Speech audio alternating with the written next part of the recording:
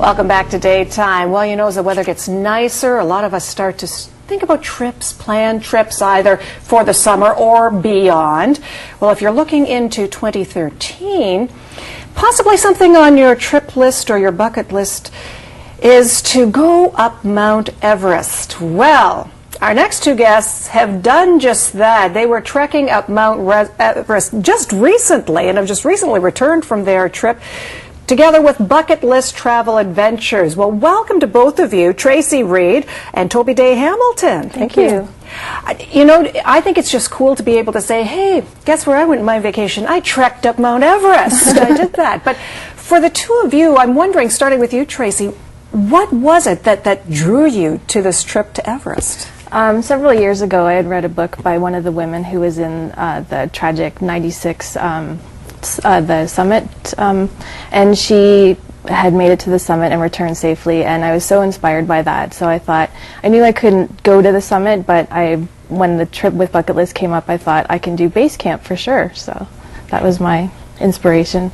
And just so people are clear, that's the difference in this, Tobi. This was not the, you know, the pickaxe and climb up the side of Everest. This was a trekking expedition that took you to base camp. Exactly. It's a 14-day hike across the mountain, up and down valleys and hills, and some of the neatest stairs you'll ever see until you get to base camp.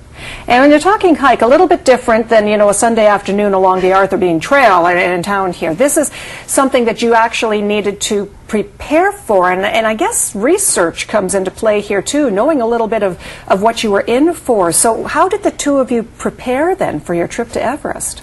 I had increased my trips to the gym and that, so I did a lot more stair climbing and stairs at the gym. And we also did some hikes. We went to, around here, just some local flat hikes, but also gone to Milton and did Kelso. Yeah, because I'm sure hikes around here don't prepare you for this. Yeah. So this is part of the trek up Everest that you Absolutely. took. That is just when we're coming out of Gorak Shep, I believe, and we're just about to go to base camp. And it's like you're walking on the surface of the moon. It's very stark and vast and rocks everywhere. It's amazing. Were you surprised by this when you got there? Or had you researched it enough that you had a pretty good idea of what you were in for? I did a ton of research. I read every blog, every article, all those kinds of things. Learned about the suspension bridges that you're seeing there now, which were just amazing. And I think that's the best thing people can do, is really research and find out what it is, because even that won't prepare you for what you're in for. Because physically, this is taxing, so you really need to be prepared for that, both physically and mentally, before you get into the trip. Mm-hmm. Absolutely. When you're climbing the mountain, like you're hiking up, it's like an hour hike ahead of you, and you're looking up going, holy smokes. So you sort of I focused on just in front of me and did my own little hike up the mountain.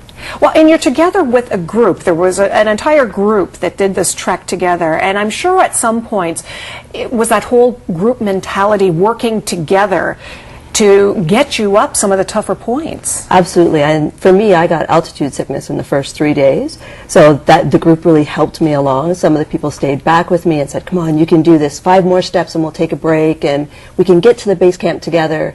And our guide told us that we were one of 3 groups, he's been guiding for 14 years, that actually made it all together. Usually groups drop off or have to separate because people are sick or slower. We actually made it together, which was a great feat. I'm wondering what it was like. We all hear about the altitude differences and what it's like in the thin air and all of those things. I'm assuming, though, once you experience it, it's really, there's no amount of preparation that can really prepare you for what you experience when you're going up Everest. No, that's true. You can't train for it at all. You just sort of have to get there and find it. But you're walking slower and breathing and just one step at a time to get you there. And our goal was just to be Bistari, Bistari, was what our guides kept saying, slowly, slowly. And you just do one foot in front of the other and you make it. Well, and even that would be a phenomenal training or something to bring back from this experience. That whole idea of, we're in such a rushed society, you know, everything's got to be fast, fast, fast. That idea of, you know, step by step, slow yourself down. Did you find that kind of coming home with you after the trip was done? Absolutely, I did, because I really found that throughout the trip we had to take it slowly. We were so concentrating on every step in front of you because the trail was rocky or whatever, And then if you take a moment, look up and look around you and say, wow, we're in the middle of nowhere. The mountains are great. You come home and things are so quick that you just have to take a moment to relax and appreciate life for a while. As difficult as parts of the trek must have been, there must have been moments where you just sort of stopped and looked around and took in what was around you and thought, wow, I can't believe I'm here. This is spectacular. It was absolutely beautiful, just mountains everywhere on the way back down. We came to the plateau where there was monuments for the Sherpas and people that had died on the way up to on Mount Everest. And it was just mountains surrounding it, and it was a clear, bright, sunny day, and the pictures what we took were spectacular, just amazing.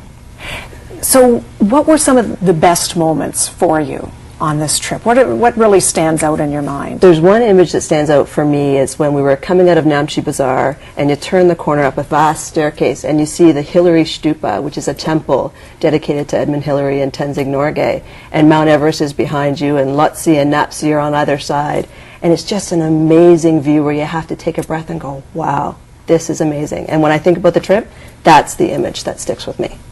So it was 14 days, start to finish, the trek up to the base camp. How long did it take to get to base camp? That was 7 days. So it's evenly split, the 7 days there and then the 7 days coming back? Well, it was about 4 days coming back down. Okay. Yeah. And then we had a couple days in Kathmandu on either side as well. Sounds like a spectacular trip. It probably just kind of whets your appetite for something else. Do you have the next trip kind of being planned in the back of your mind? My bucket list is definitely growing. I would like to go to Australia and probably New Zealand, so that's next probably on my list, hopefully. Probably Peru. Tracy's done Peru and Machu Picchu with bucket list as well, so I'm looking at that for me because Everest was the first time I'd ever done anything like this. I'd never trekked, never gone mountain climbing, anything like that, so it's really whet my appetite for sure. Well, and I know that at Bucket List Travel Adventure, they are planning another Mount Everest trek for next year, for 2013, and the details are still being worked out probably about that same time of year. It was the end of March that you left and came back in April. So you can find out more by going to bucketlisttraveladventures.com and see if there's a trip there that's on your bucket list, just like it was for Tracy and Tobi. Thanks so much for joining us. Thank you. Thanks. Back in a moment. Stay with us.